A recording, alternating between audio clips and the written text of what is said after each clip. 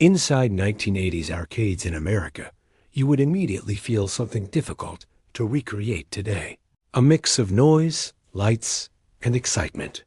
Technology suddenly became part of everyday life, especially for teenagers who spent hours exploring these new digital worlds. During that decade, arcades were not just places to play video games. They were social centers for friends after school or weekends. Teenagers often stayed late into the night, trying to beat high scores, impress friends, and explore the newest machines. If you walked into a typical arcade in cities like Los Angeles, San Francisco, or New York, sounds collided everywhere. Electronic music, beeps, explosions, digital voices, and the clinking of coins filled the room constantly. Most arcade games required quarters, which is why many remember quarter after quarter disappearing chasing the next level. Arcades became extremely popular at the end of the 1970s, but exploded into mainstream culture during the 1980s. Several iconic games captured the imagination of millions of players, helping define the era's gaming culture. Pac-Man, created by Namco, introduced a colorful maze world where players guided a character through ghosts and dots. What made Pac-Man special was that it attracted both boys and girls, unusual for earlier gaming culture. Donkey Kong, developed by Nintendo, became another huge hit, introducing characters and gameplay styles shaping future games. Mario made his early appearance in Donkey Kong, later becoming one of the most recognizable entertainment characters. Inside arcades, machines were lined in rows, sometimes dozens or over 100, each with artwork, sounds, and challenges. Teenagers often walked around watching others play before deciding where to spend their coins. Watching skilled players was part of the culture. Some became legendary locally for high scores or finishing games. When someone played especially well, crowds gathered behind, cheering and reacting to every move during difficult runs. The environment felt competitive but also social, as people shared tips, secrets, and strategies for beating levels.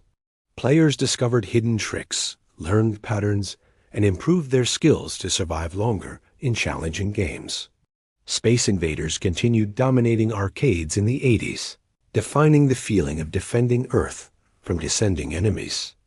Games like this introduced constant difficulty increase, motivating players to keep trying again and again.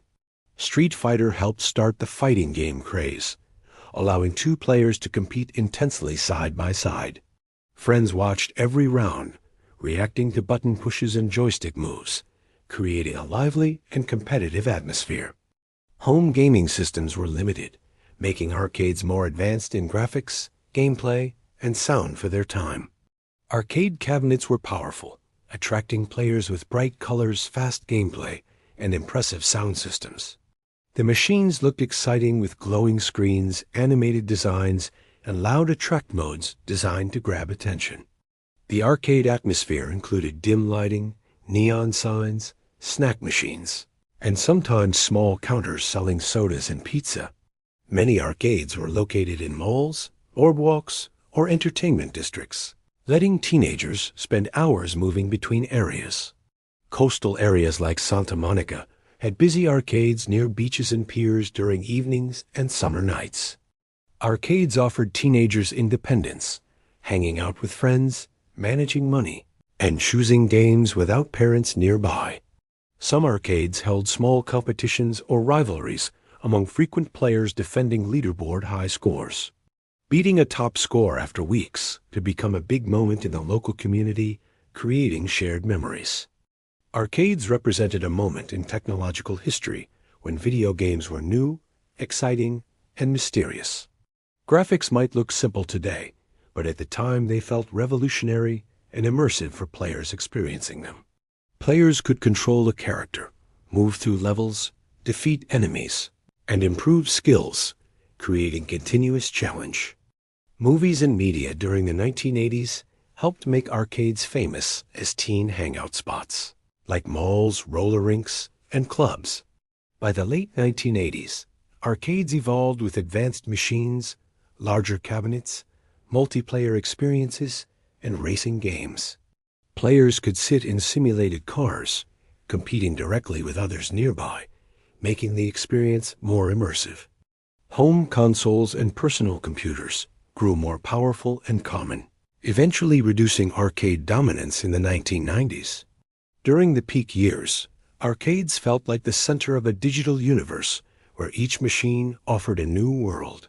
People remember not only the games, but the crowded room energy, hearing machines start, and surviving one last life.